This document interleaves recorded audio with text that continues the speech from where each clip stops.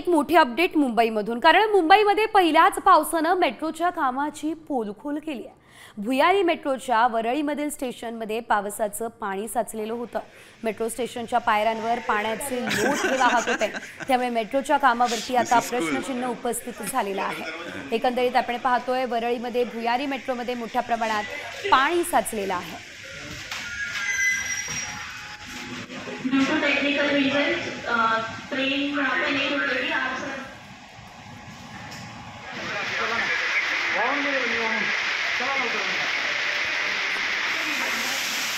या संदर्भात अधिकची अपडेट आमच्या प्रतिनिधी रुपाली बडवे यांच्याकडून घेऊयात। रुपाली, आपण पाहतोय या मेट्रोची अतिशय दयनीय अवस्था या संपूर्ण स्टेशन परिसराची झाली आहे। सध्या तिथे काय सुरू आहे? पाणी काढण्यासाठी काही उपाययोजना केल्या जात आहेत का? नक्कीच मुंबईमधला सुरू असलेल्या पावसामुळे मेट्रोला देखील फटका बसलेला आहे। मेट्रोमधलं जे मुंबईचे जी ॲक्वा लाईन आहे त्याच्यामधलं जे वरळी स्टेशन आहे त्या संपूर्ण स्थानकामध्ये आपल्याला पाहत आहोत की मेट्रोच्या संपूर्ण परिसरामध्ये पाणी आहे, त्याच्यामुळे संपूर्ण स्थानकावरती पाणी झालेलं आहे। आमचं देखील एक पुन्हा एकदा मात्र आतमधल्या परिसरामध्ये होतं कळू लागलेलं आहे। संपूर्ण छत खाली कोसळलेलं आहे आणि त्याच्यामुळे निकृष्ट दर्जाच्या या कामाच्या संदर्भामध्ये एकूणच चिंता आणि एकूणच प्रश्नचिन्ह सुद्धा उपस्थित केले जात आहे। आपण पाहत आहोत की जशा पद्धतीने कामाचा दर्जा होता त्याच्यामुळे आज ही परिस्थिती आली का?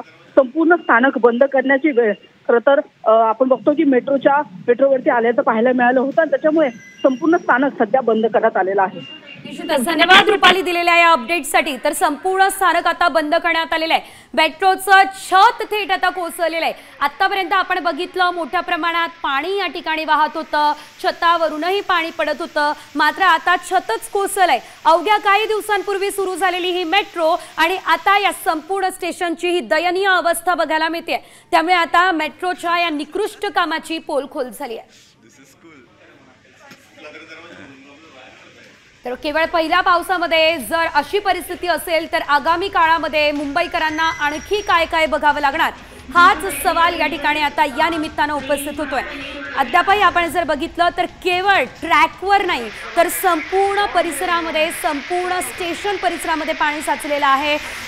छतांवरून देखील पाणी कोसळताना बघायला मिळतंय।